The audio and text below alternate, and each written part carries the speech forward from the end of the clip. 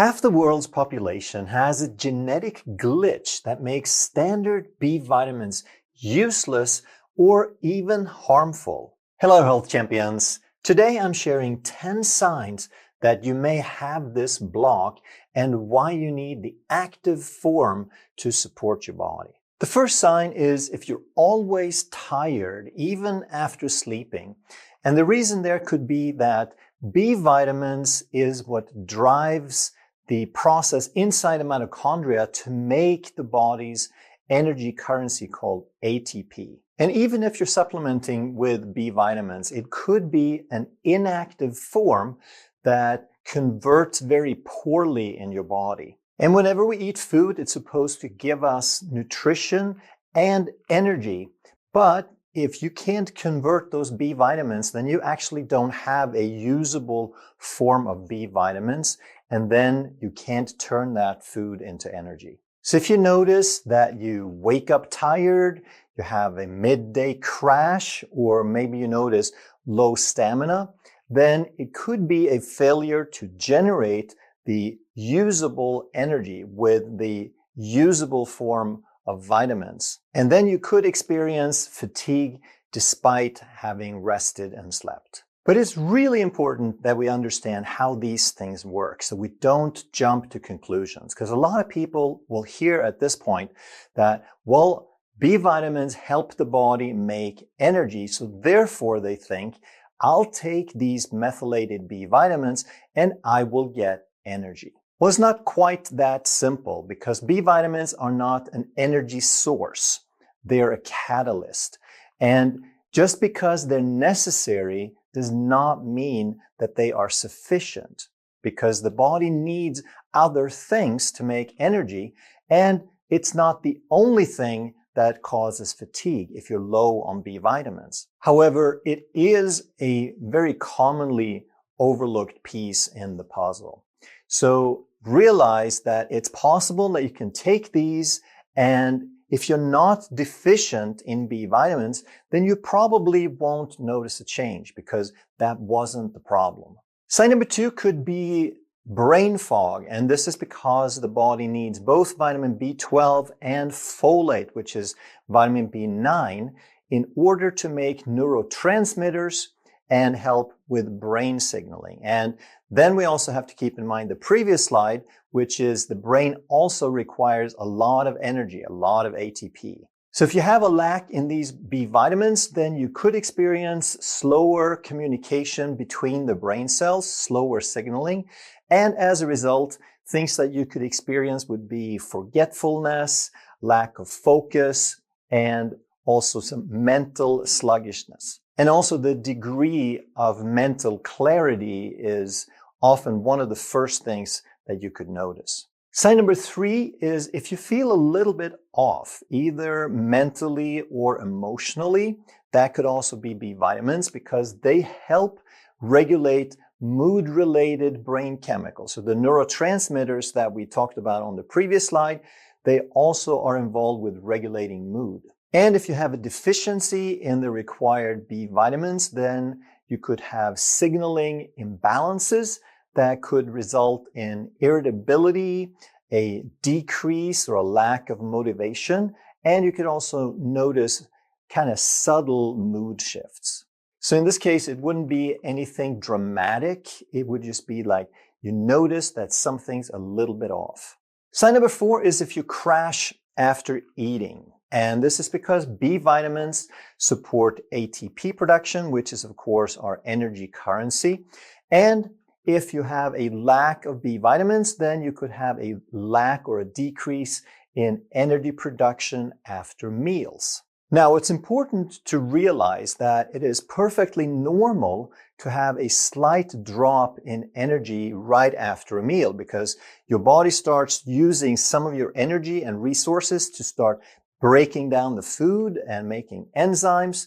And also, a lot of the blood flow is going to be directed toward your gut for digestion. And the reason that you feel better after a meal is because your body knows that it has received some resources. So it starts sending signals to the liver to release some blood sugar and some feel-good hormones etc. But the real energy doesn't come right after the meal. It takes about 1 to 3 hours before you have digested the food and before you start generating stable energy from the food that you just ate. But if you don't have that normal routine, if that normal procedure doesn't happen, then it could be that you're low in Bs and then you still feel tired or drained even 1 to 3 hours after the meal. Sign number 5 of low B vitamins is you're not as good at tolerating and handling stress. So B vitamins support your nervous system with the signaling, with energy production, and also with the stress response. So what happens with stress, obviously, is that you get into a state of fight-flight, whether you're aware of it or not, whether it's acute or just a lower chronic increase in stress.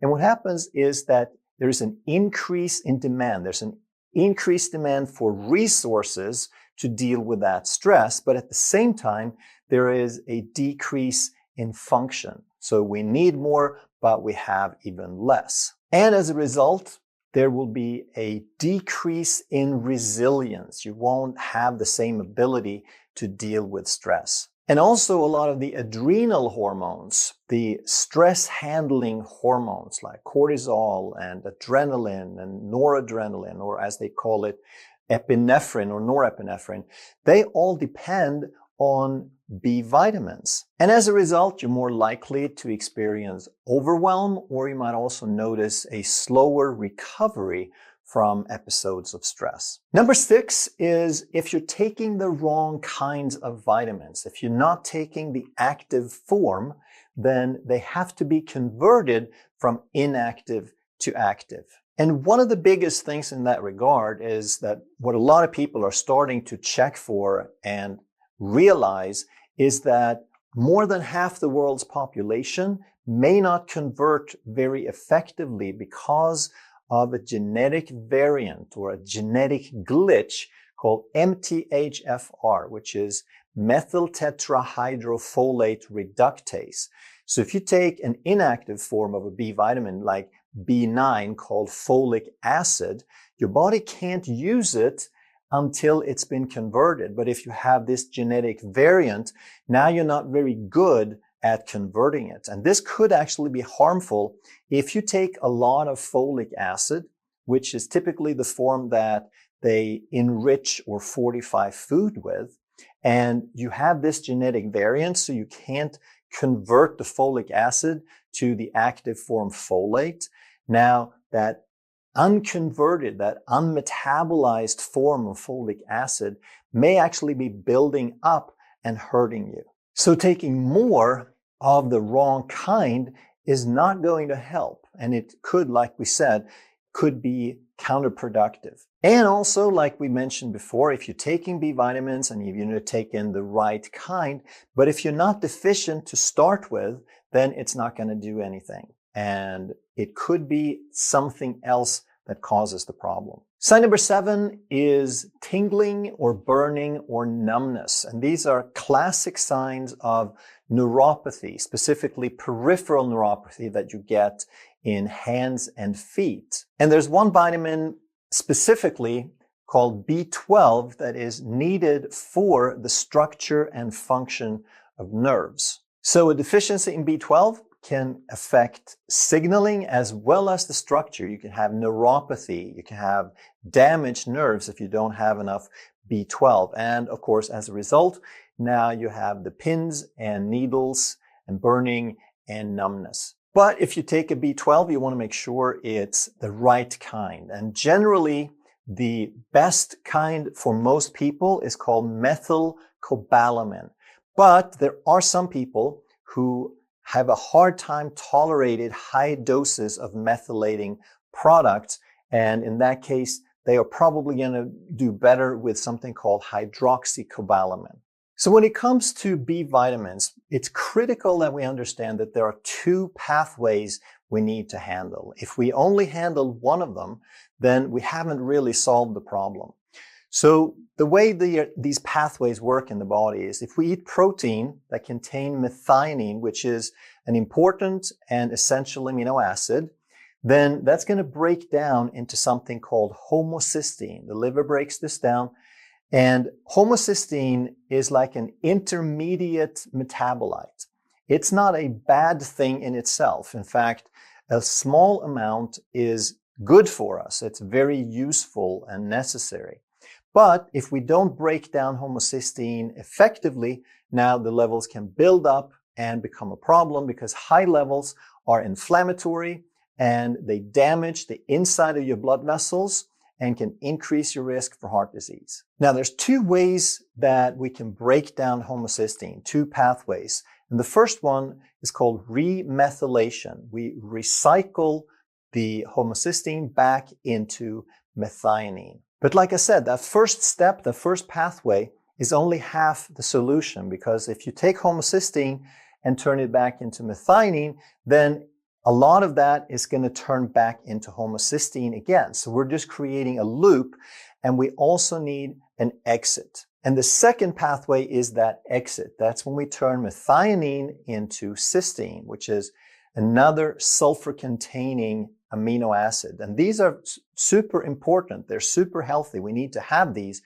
but we can't get stuck in the first loop. And there's 4 different nutrients that can assist the body in the first pathway. The most important is active folate, 5-MTHF, methyl tetrahydrofolate.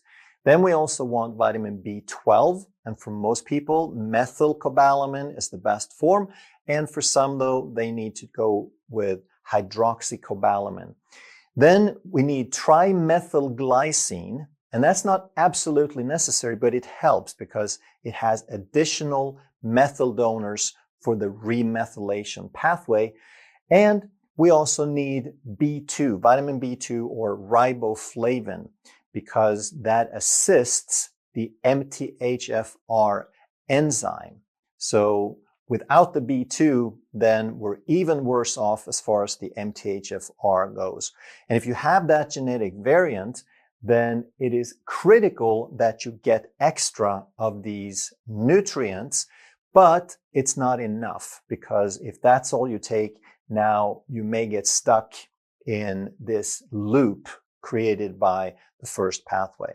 So in addition to that, we need 3 more that support the second pathway, and that is vitamin B6 or pyridoxal phosphate, which is the active form of B6. There's an amino acid called L-serine that is super important, and we also want NAC, N-acetylcysteine. And there's one more pathway, actually. It's kind of like a 2B, where we can turn homocysteine directly into cysteine as well, but it depends on the same nutrients as the second pathway. So we still just need the active form of B6, and we need the amino acid L-serine for this to flow. And now, if we have those 7 nutrients, now the pathway can continue.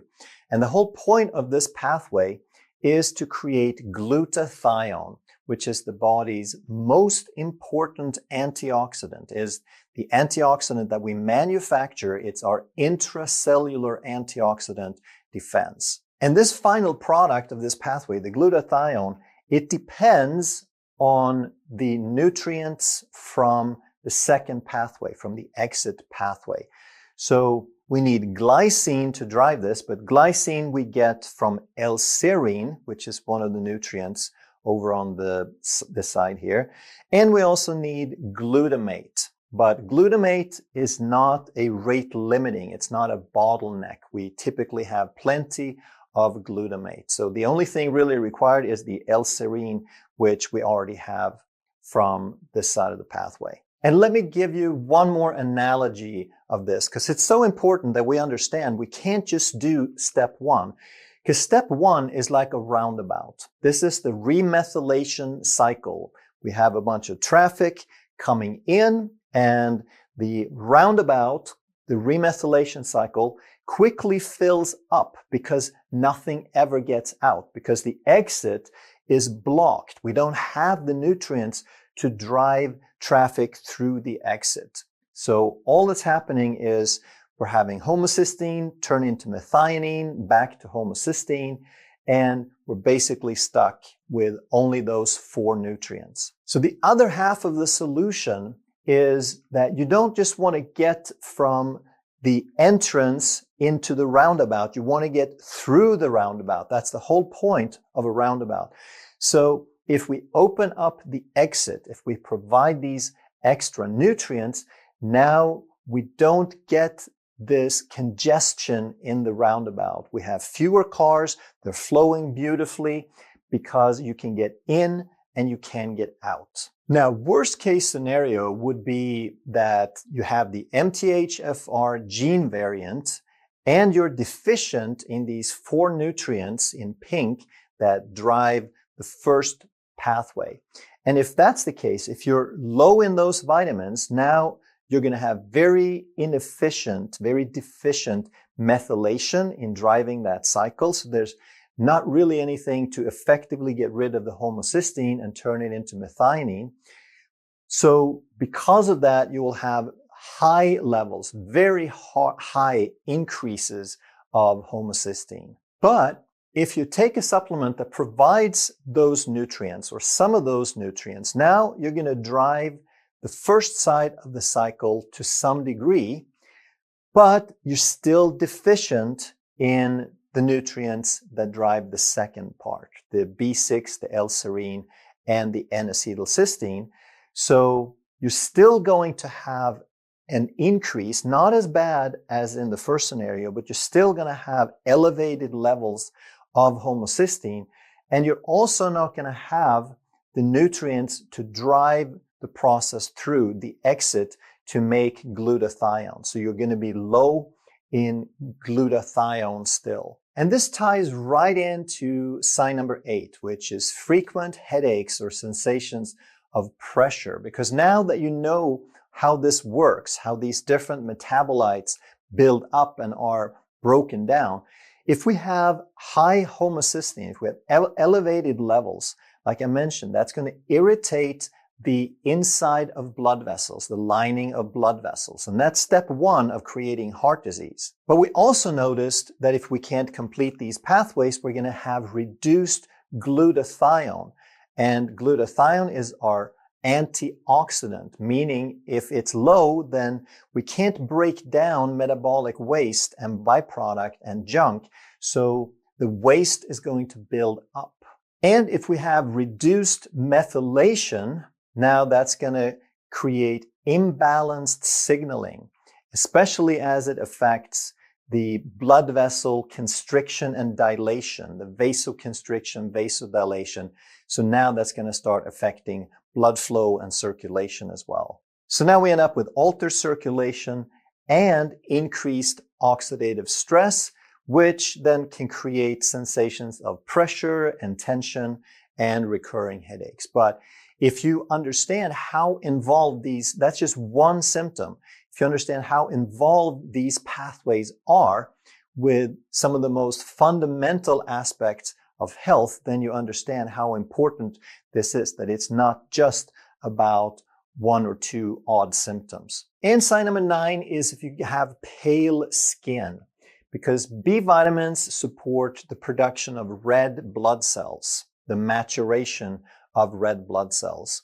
And we need both B6 and B12 for that to happen in a timely fashion. So if we have a lack of conversion of B vitamins, or if we have a lack of intake, now we can't make red blood cells and we're going to have a decrease in oxygen carrying capacity and therefore a decrease in oxygen delivery to the body's tissues. And of course, oxygen is what makes the blood look a deep red. That's why the deoxygenated blood, the venous blood going back to the heart, appears a little more bluish.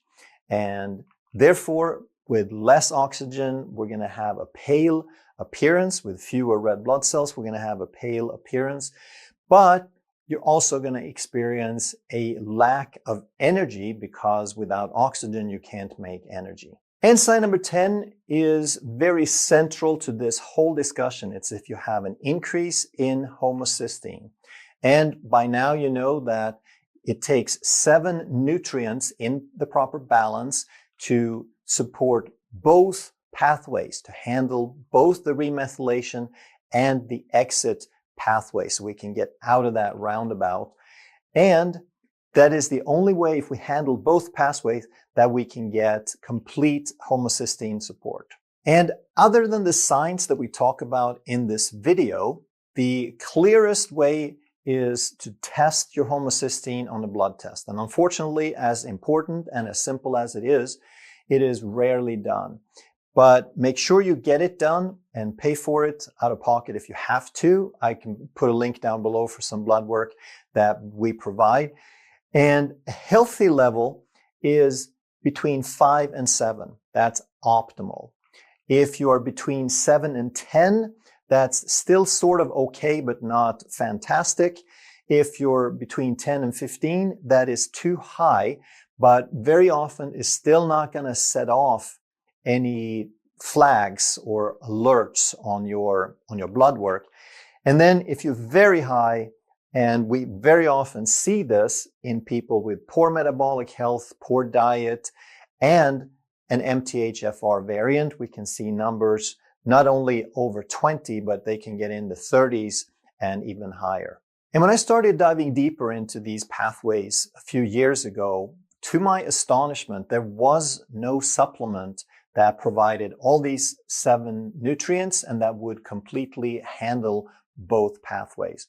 So I created one under my name brand Uvexia. It's called eumethyl-b, and I'll put a link down below if you need to get it. If you enjoyed this video, you're going to love that one. And if you truly want to master health by understanding how the body really works, make sure you subscribe, hit that bell, and turn on all the notifications so you never miss a life-saving video.